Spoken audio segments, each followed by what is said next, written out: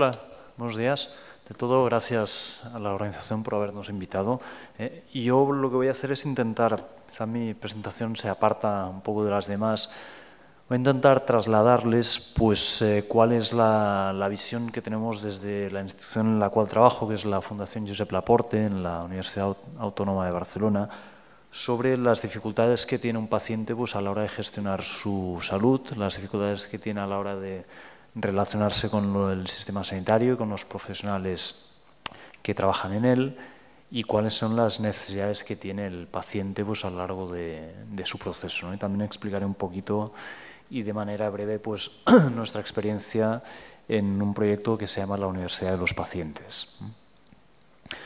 Yo creo que cuando se habla en los últimos años de cambios en el sistema sanitario, pues una de las cosas o de los tópicos que más aparecen son estos que hay en la diapositiva, ¿no? Un paciente más activo, un cambio en el modelo de relación entre profesional y paciente y sobre todo también se habla de un paciente pues, mucho más informado que antes, ¿no? Yo quizá lo pongo un poco en duda porque sí que es cierto que los pacientes pues, tienen acceso a muchísima más información que antes, pero no sé si esto implica realmente que estén mejor informados, ¿no? Es una cosa que quizá podríamos discutir. Pues evidentemente el sistema sanitario tiene un problema gravísimo de salud financiera, ¿no? Con todo el tema de la prevalencia creciente de enfermedades crónicas como resultado del envejecimiento de la población y un poco debido a esto, pues cada vez más las instituciones, los profesionales, pues hablan de corresponsabilidad, de que los pacientes pues deben utilizar bien el sistema sanitario, los recursos sanitarios y se deben cuidar, ¿no? Pero evidentemente pues los pacientes para participar en aquellas decisiones que les afectan, ¿no? Pues tienen que tomar estas decisiones y para que una persona tome decisiones lo primero que debe poder hacer es acceder a una información de calidad, ¿no? Como marca el primer punto de la Declaración de Barcelona que promovió nuestra organización en el 2003. Y todo ello nos lleva a un concepto del cual se habla cada vez más, que es la alfabetización en salud. Un paciente crónico, cuando debe gestionar su enfermedad, pues tiene que ser capaz de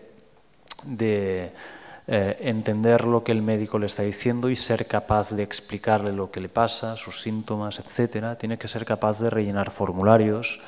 Tiene que ser capaz pues, de leer y entender documentos escritos, pues, un prospecto de un medicamento, un informe de alta.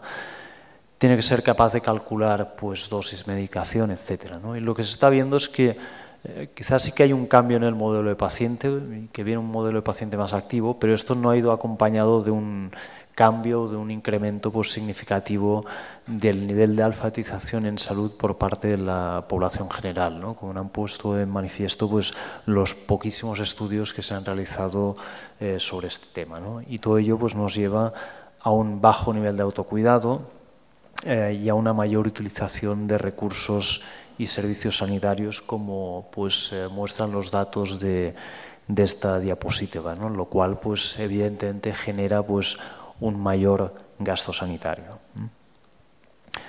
Y quizá también una parte del problema grave de falta de adherencia terapéutica que tenemos en los países de nuestro entorno y en el nuestro propio, pues también sea pues, un problema derivado de esto.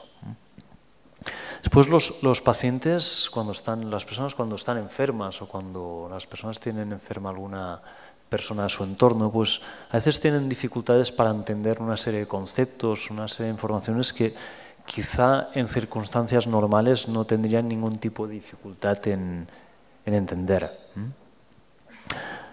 Aquí tenemos datos de un estudio que ya es un poco antiguo, pero que lo ilustra perfectamente, ¿no? Instrucciones que a nosotros nos pueden parecer tan sencillas como estas, ¿no? Pues no son entendidas correctamente pues, por un porcentaje bastante significativo de la población.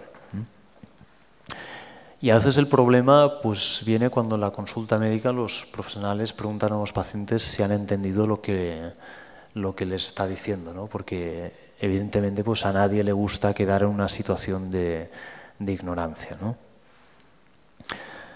Aquí tenemos otro estudio en el cual pues, se les preguntaba a una serie de médicos si distribuían material escrito adicional a los pacientes y si creían que sus pacientes entendían o tenían dificultad para entender la información relacionada con los rayos X, ¿no? Estos son los datos y después le fueron a preguntar pues, lo mismo a los pacientes que eran atendidos por aquellos médicos y vemos aquí la diferencia, ¿no? Que solamente pues, un 41% de los pacientes decían que habían recibido los materiales, ¿no? Y solamente un 17% de los pacientes admitían, en cambio, tener dificultades para entender la información, ¿no? Y es que hay diferentes barreras en la comunicación entre profesionales y pacientes, ¿no? Los profesionales están habituados a un lenguaje habitual y cotidiano en el cual pues, utilizan normalmente pues una serie de siglas, de abreviaturas y esto es difícil cambiarlo, ¿no? Y es difícil adaptarse a realizar cambios de un día para otro, ¿no? Pues los médicos, según en qué especialidades, por ejemplo en primaria, tienen una elevadísima presión asistencial, la cual cosa pues también dificulta la comunicación y después los pacientes muchas veces, aunque quizá a veces no lo quieran admitir, pues se avergüenzan al hablar de ciertos temas, ¿no? Tienen dificultades para expresar lo que les pasa, ¿no? A lo mejor un paciente para explicar que le duele la espalda empieza explicando que aquel día se ha levantado por la mañana, ha cogido las gafas de la mesita de noche y claro, el tiempo pues va pasando, ¿no? En la consulta. Y los pacientes tienen muchísimas dificultades para incorporar y para mantener estilos de vida saludables y para priorizar objetivos relacionados con la salud, ¿no? Y de esto comentaré alguna cosa más adelante.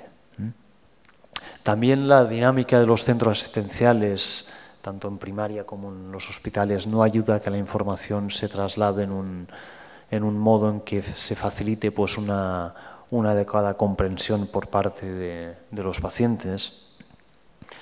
Y después los hospitales son entornos que para los pacientes pues, son hostiles, ¿no? Los pacientes pues, suelen llegar en ocasiones pues, a un hospital pues, con cierto grado de miedo, de ansiedad, ¿no? Y les cuesta mucho pues, localizar pues, los servicios asistenciales, las unidades en las cuales les tienen que tratar, ¿no? Quizá porque estos centros están evidentemente pues, diseñados en base a las necesidades de los profesionales y no tanto en base a las de los pacientes.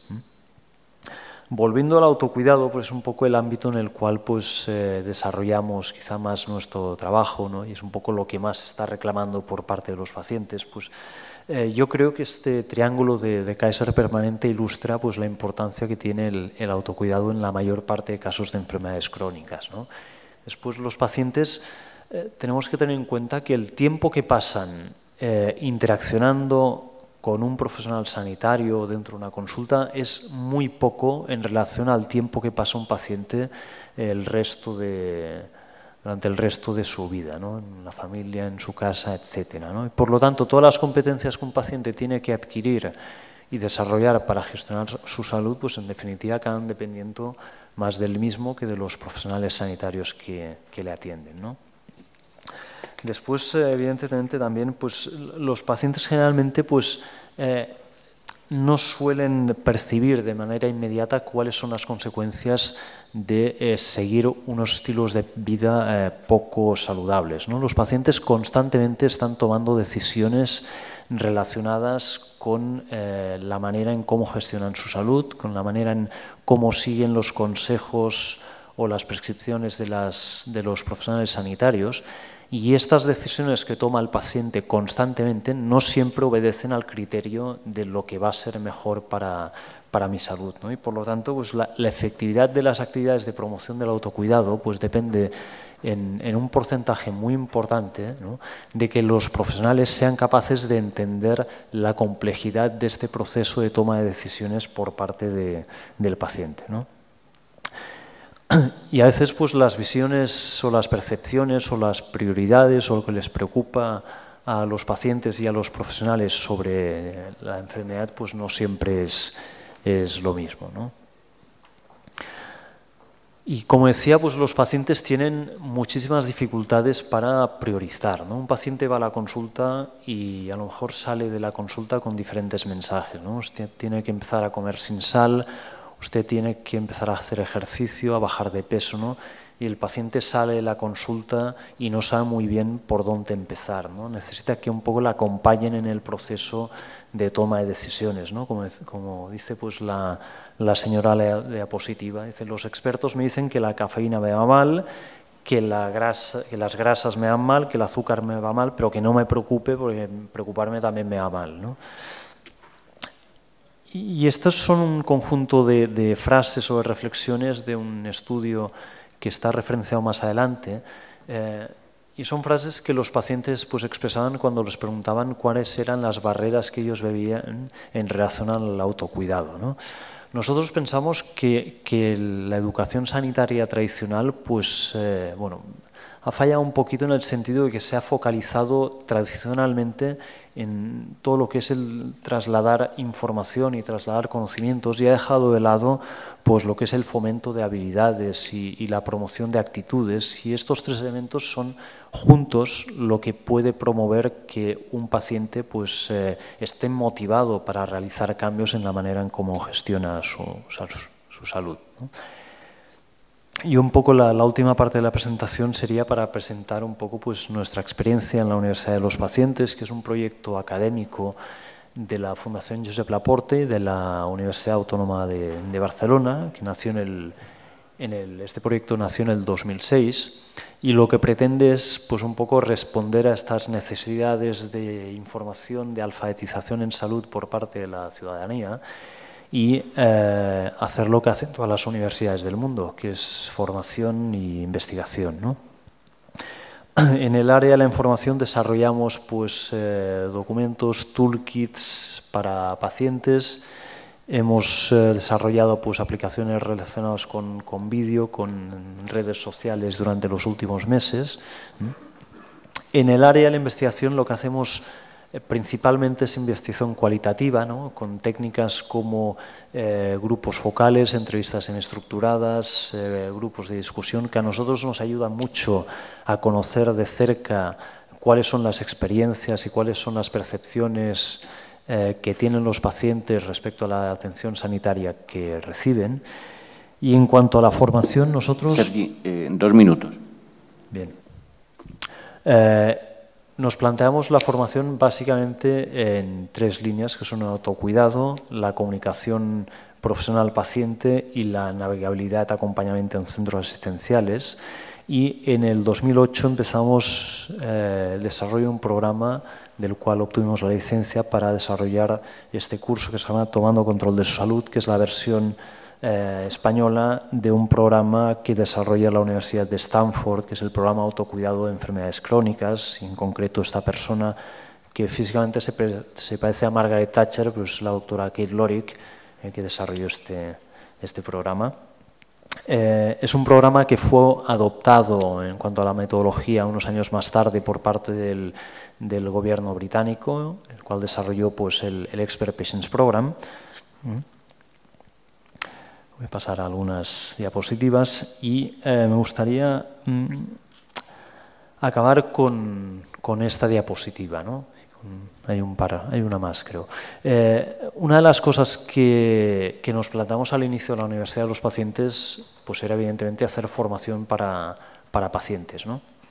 El Expert Patients Program, además del programa Autocuidado para pacientes, empezó a desarrollar un programa que se llama Wise Up para profesionales sanitarios interesados en promover el autocuidado entre los pacientes. Entonces, a nosotros nos empezaron a contactar algunos grupos de profesionales que lo que querían era pues, ayuda para empezar a desarrollar programas de autocuidado y de formación comunitaria dirigidos a pacientes, y esto es un poco lo que hemos empezado a desarrollar durante pues, el último año y medio, 2 años, ¿no? Los programas ayudan a los profesionales pues, a entender cuáles son las dificultades que tienen los pacientes para gestionar su salud, cuáles son las dificultades que tienen para incorporar y mantener estilos de vida saludables, ¿no? Y también pues, enseñamos técnicas, herramientas, pautas para desarrollar pues, programas sencillos de formación comunitaria dirigida a pacientes crónicos y centradas en el autocuidado, ¿no? Entonces, como conclusión, esta frase de la doctora Kate Lorig, ¿no?, que dice que el problema no es que los pacientes no estén motivados, sino que los profesionales no los están motivando, ¿no? Y que los profesionales pues, no disponen generalmente de las habilidades o de las competencias para entender pues, cómo se sienten los pacientes fuera del ámbito de la consulta médica. Muchísimas gracias.